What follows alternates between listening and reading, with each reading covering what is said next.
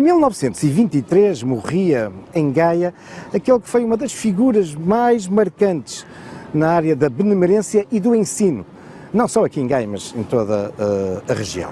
Diogo Cassels. Ele nasceu em 1854 em Massarelos, no Porto, mas foi batizado como James Cassel, Diogo.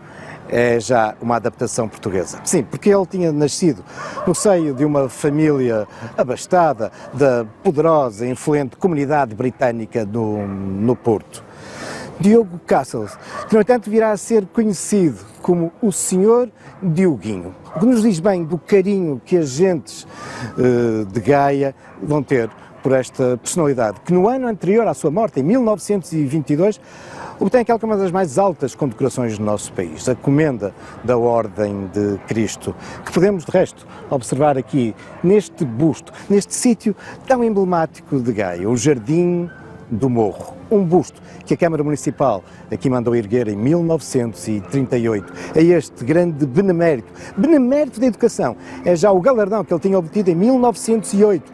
E ainda em vida, a Câmara Municipal de Gaia faz algo muito raro. Atribui o seu nome a uma das ruas da cidade.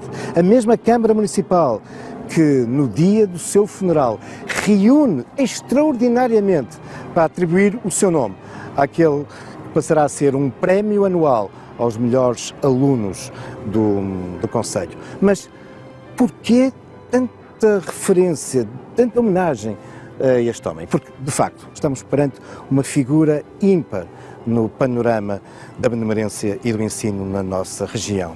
E, no entanto, no início, mais de 50 anos antes, não tinha sido nada fácil a sua ação. Chegou mesmo a ser preso por causa dela.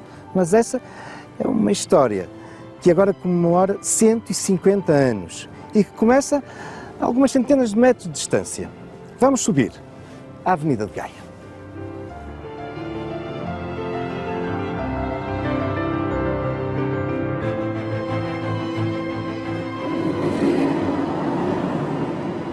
Subindo aquela que é hoje a concorrida, buliçosa, ruidosa Avenida da República, bem no coração de Gaia, chegamos ao lugar de Torne, um curioso topónimo que nos evoca o tempo em que estávamos em Tornamieiros, ou seja, na divisão de dois lugares, de duas freguesias, a de Santa Marinha e Mafamude.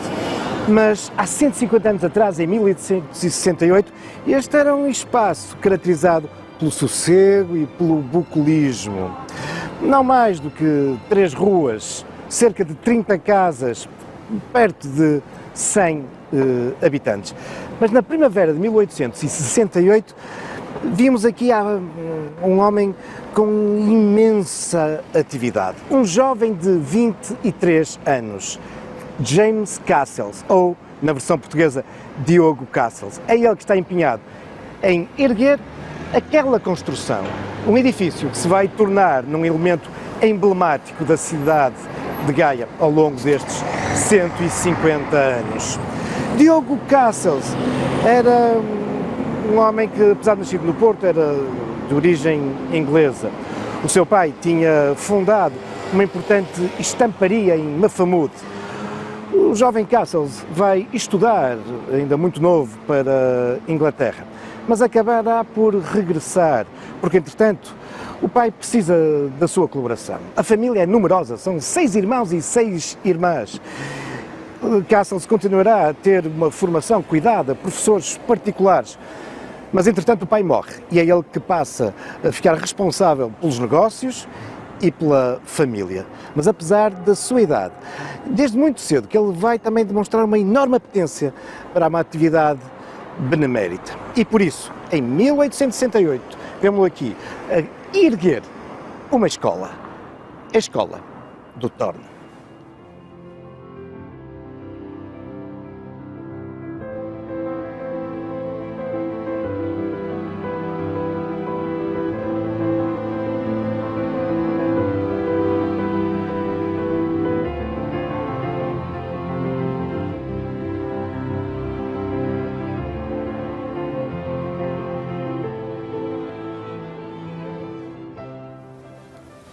O impacto da escola e da Igreja do Torno foi tão grande em Vila Nova de Gaia que, como já sublinharam alguns investigadores, provavelmente contribuíram para a preservação deste curioso topónimo, do nome deste lugar, a Escola do Torno, porque, de outro modo, muito provavelmente, com o desenvolvimento urbano de Gaia, há muito que ele teria desaparecido.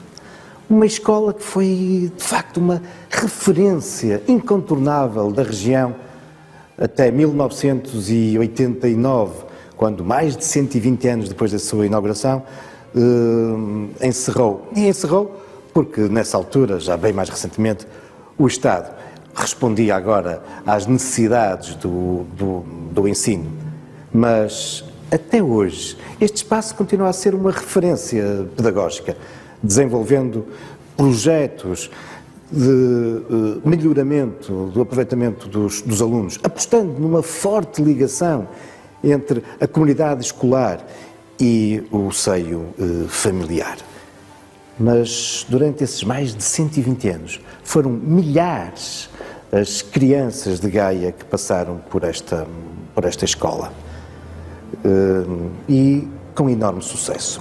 Isso mesmo nos faz eco alguns relatórios, alguns deles secretos, dos finais do século XIX, falando do grande aproveitamento, da qualidade do ensino deste estabelecimento. Os alunos tinham altas taxas de sucesso nos exames oficiais.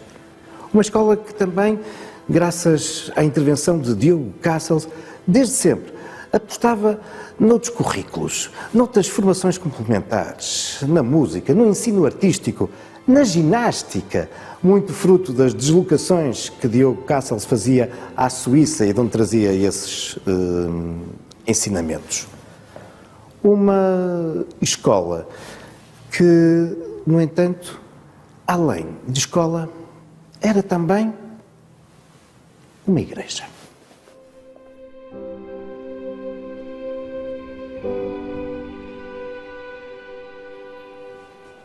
O sucesso e o impacto da Escola do Torno pode também ser medido através das estatísticas, nomeadamente dos finais do século XIX e início do século XX, revelando que nesta área, apesar da elevada taxa de analfabetismo, ela era, no entanto, significativamente inferior à média nacional e à média da região. E isso devia-se a esta escola, devia-se a esta ação benemérita de Diogo Cassels, mas que tinha também aqui um outro objetivo.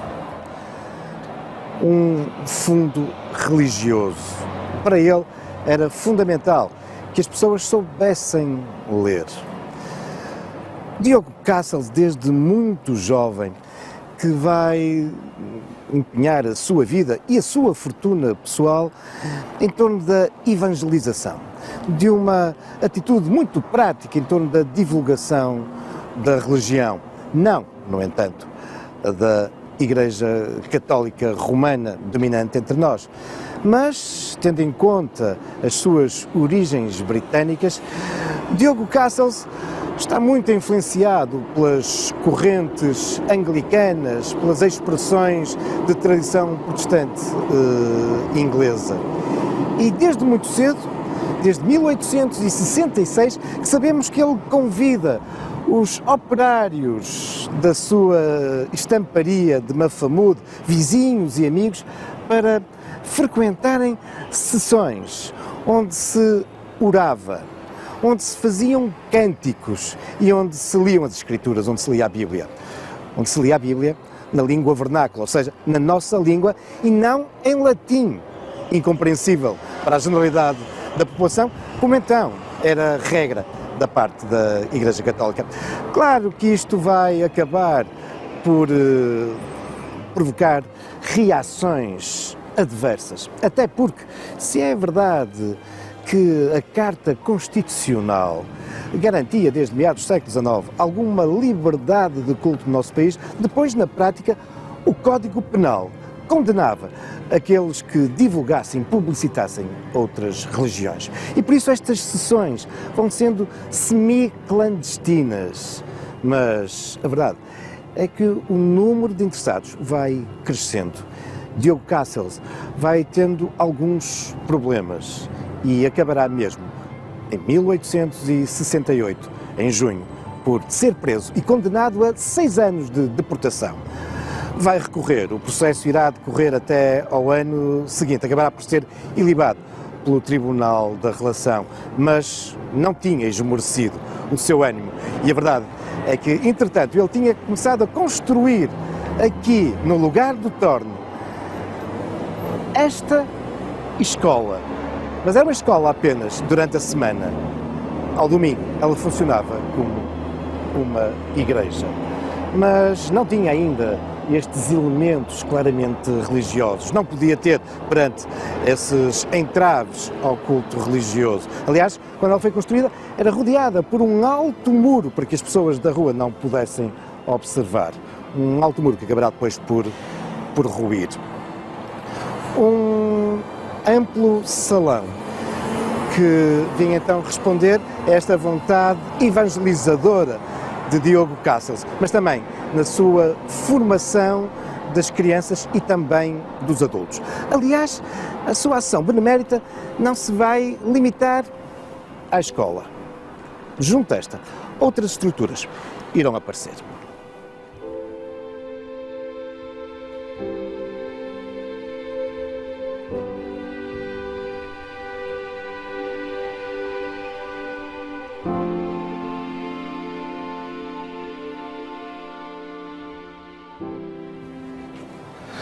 Com efeito, e para lá das aulas para os meninos, e importa sublinhar pela raridade na época das aulas para as meninas, Diogo Cassels vai criar condições e estruturas também para aulas noturnas para adultos, para aulas daquilo que nós hoje diríamos também do ensino secundário, ao mesmo tempo que tem uma importante ação social, criando uma sociedade mutualista, cantinas, gabinete de leitura de jornais, biblioteca.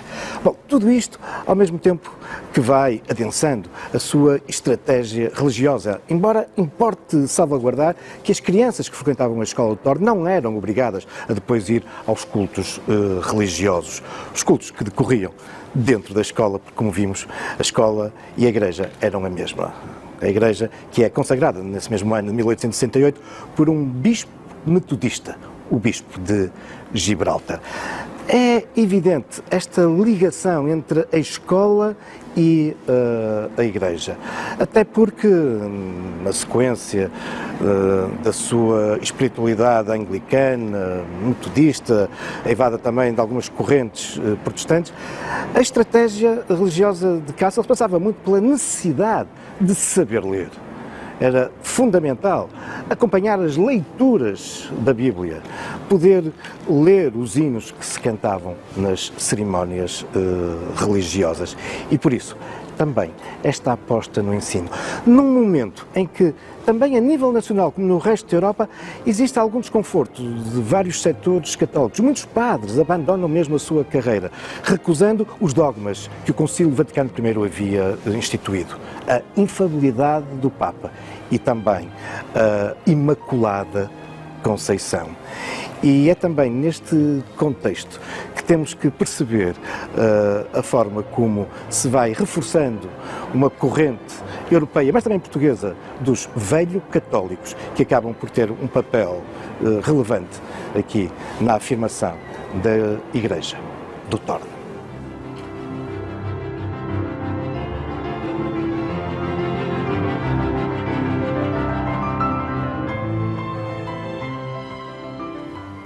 Toda a dinâmica pedagógica em torno do ensino, toda a dinâmica de benemerência desenvolvida por Diogo Cassels aqui no Torno e também todo esse crescimento religioso em torno das suas ideias, vão, nas últimas décadas do século XIX, começar a tornar pequeno o espaço da velha construção, que era simultaneamente a escola e a igreja. É verdade que se vão construindo alguns anexos. Em 1875, um edifício já de 2 pisos contíguo, mas não respondem às necessidades. E no final desse século XIX, começa a ganhar força a ideia da construção de um amplo e novo templo.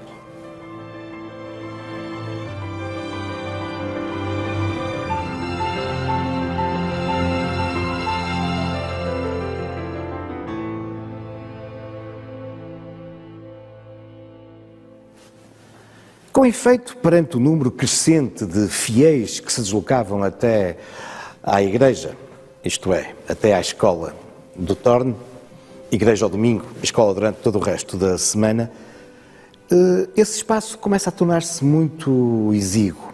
E por isso, Diogo Cassels começa a sonhar, nesses finais do século XIX, com a construção de raiz de uma nova igreja. Os tempos agora são de mudança e por isso ele ambiciona também com uma igreja que agora seja de maior dimensão e também mais monumental, claramente assumida como um templo religioso. Em 1893 ele deixa-nos já escrito qual os seus planos. Ele vai adquirir um terreno contíguo à escola do Torne e muito rapidamente vai edificar este templo, que será consagrado logo no ano seguinte, em 1894. Um belíssimo edifício dominado por alguns aspectos artísticos muito interessantes e valiosos, como um conjunto de vitrais produzidos na Inglaterra nesses finais do século XIX. É um edifício que também se enfileira nitidamente nas correntes arquitetónicas e artísticas da época, ainda muito inspirados pelo movimento romântico, com os revivalismos, o imitar de antigos estilos, nomeadamente o neogótico, tão presente aqui nesta igreja. Uma igreja cuja inauguração, consagração, vai ser feita por um bispo anglicano. E isto é muito interessante, porque tem a ver com uma clara aproximação que se tinha registado de uma forma nítida desde 1880 de Diogo Cassels à Igreja Anglicana. E é uma expressão muito portuguesa desse movimento. A Igreja Lusitana Católica. É verdade que desde o início do seu trabalho de evangelização, desde o início do desenvolvimento da sua prática religiosa, Diogo Cassels claramente se inspirava nas correntes religiosas inglesas, na Igreja Anglicana, claro, mas também em algumas outras expressões de tradição protestante e no apego dos velhos católicos, no regresso às origens e às práticas do cristianismo.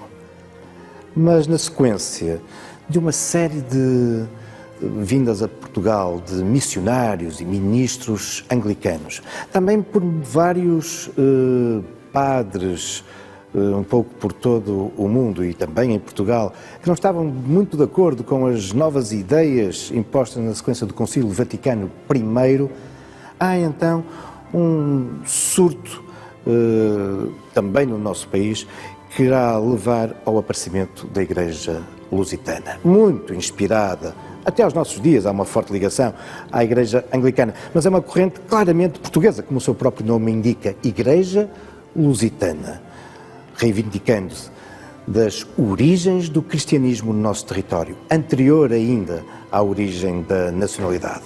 Um regresso à pureza dos primeiros cristãos, das suas práticas, dos seus ideais. Uma igreja lusitana que, com Cassels em lugar de destaque aqui no Norte, acabará por não se esgotar ou se limitar apenas aqui, a Torne. Cassels virá a ser responsável também pelo aparecimento de outras igrejas e, obviamente, de outras escolas.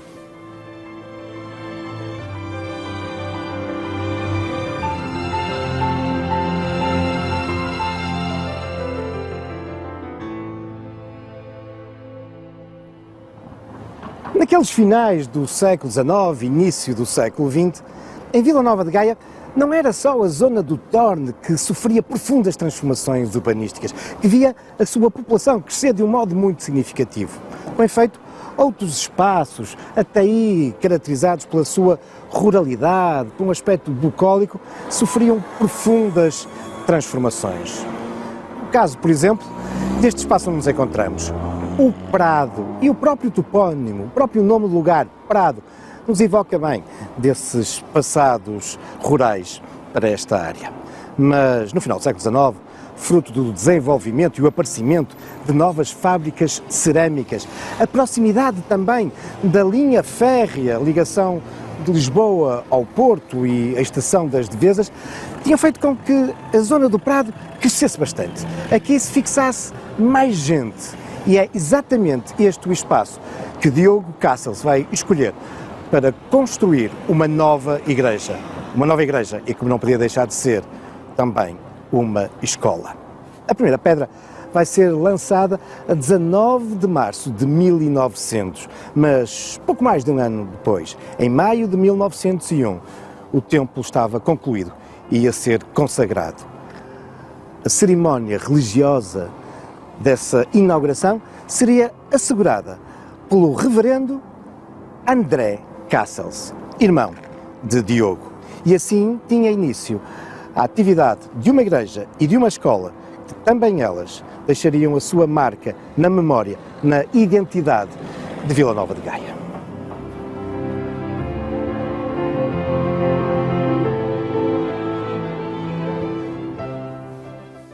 Cabeça da atual paróquia da Igreja Lusitana do Salvador do Mundo, a Igreja do Prado, na sua origem, tal como a Igreja de Torne, era muito caracterizada por esses ambientes revivalistas, neogóticos do final do século XIX. Ao longo destes seus já mais de 100 anos de existência, foi sofrendo várias intervenções, mas ainda assim mantém alguns vestígios do ambiente inicial, nomeadamente os 3 vitrais que dominam o espaço da igreja.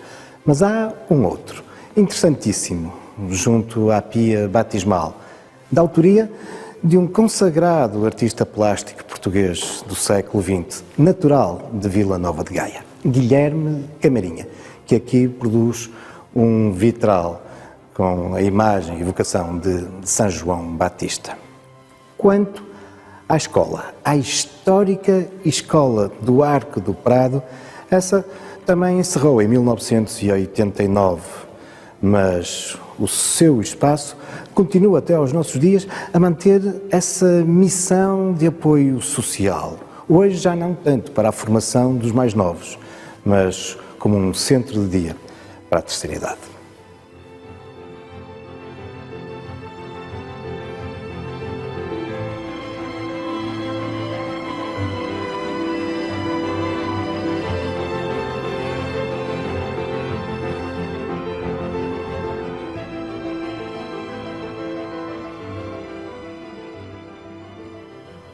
Mas a ação de Diogo Cassels está longe de se esgotar em Vila Nova de Gaia. No início da década de 80 do século XIX, ele irá prestar atenção ao Porto e, uma vez mais, em especial, a uma área da cidade que registra, também fruto do desenvolvimento industrial, um crescimento demográfico e também de populações necessitadas. Estou-me a referir ao Bonfim. É exatamente aqui que, a partir desses anos 80, vai desenvolver um projeto que irá concretizar-se com o aparecimento de uma nova capela do Redentor e também de uma escola. É hoje a igreja da paróquia do Redentor e que, tal como as anteriores, em grande parte resulta do seu esforço financeiro e também das dávidas que consegue reunir. Uma igreja que será consagrada em 1884. O responsável por essa consagração será um bispo anglicano, que curiosamente virá a ser arcebispo de Dublin. À frente da igreja ficará um antigo padre católico, Guilherme Dias, que irá suscitar uma grande adesão. Serão conhecidos, na sequência das suas homilias, o grande número de pessoas que aqui vêm, nomeadamente ao domingo, obrigando a mais do que uma cerimónia religiosa. Mas, paralelamente, desenvolve-se também a escola, Uma escola que será marcante durante as décadas seguintes aqui na região e não só irá prestar essa formação pedagógica, ensinar a ler, coisa que, como vimos, era fundamental também para a prática religiosa na Igreja Lusitana, mas sempre, e dentro desse espírito de benevolência de Guilherme Cáceres, um apoio a esta comunidade necessitada da área do Bonfim, nomeadamente com fornecimento de comida, de vestuário. Entretanto, a igreja torna-se também ela numa referência arquitetónica. Uma vez mais, um edifício revivalista, com apontamentos neogóticos, dominada na sua fachada por uma belíssima rosácea. No interior, também, estes vitrais. Mas esta história da ação pedagógica destas novas correntes que iriam-se agora afirmando no nosso país, nomeadamente na cidade do Porto, tendo um papel importante no ensino, são também outros factos, igualmente algumas lendas, futuros caminhos da história.